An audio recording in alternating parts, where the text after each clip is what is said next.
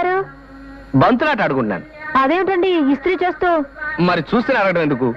సరే, మీరు ఇలాగే చెంబిస్త్రీ చేసుకుంటారా? మా ఇంట్లో తపేళాలు లేవు.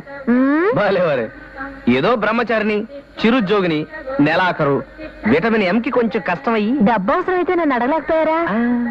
అది నా పాలసీకి విరుద్ధం. అప్పుగానేనండి. అమ్మో, అది అసలు విరుద్ధం.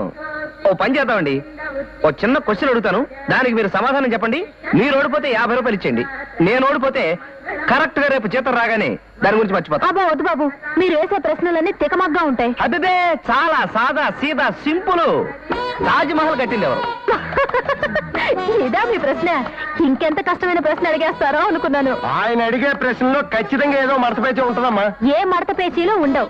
తాజ్ మహల్ కట్టింది షాజహానే. కాదు, అదిగో పెట్టారు మడతపేచి.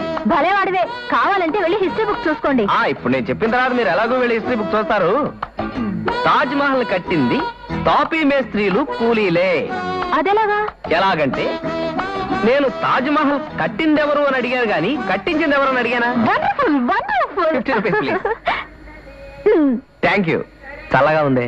మొన్న సాంబార్కి కాయగూరలకి పెట్టే టెండర్ ఇప్పుడు 50 రూపాయలు పెట్టే టెండర్. నువ్వు నోరు మూసుకొని పాయసం క్యారియర్ ఆయనకి ఇవ్వు. సరే. ఏంటండి మీ ఇంట్లో పాయసం చేశారు ఇవాళ? కాదు, మీకు పాయసం అంటే ఇష్టమని స్పెషల్ గా చేయించాను. వస్తానండి. Thank you. ఆగండి, ఏమైంది? ఈ విషయం ముందే తెలుసున్నట్టయితే నేను అన్నం వండుకునేవాడిని కాదు కదా. వండితే మాత్రం ఏమైంది? ఏ భోజనం హోటల్గా అమ్మేసుకుంటారు కానీ ఉంచేసుకుంటారేంటి? ఆ విషయం తెలుసు కదా. పని మీద ఉంది, పాయసం తినండి. వదులుకుంటారేంటి? బాబు, నాకు కొంచెం పాయసం పెట్టండి బాబు.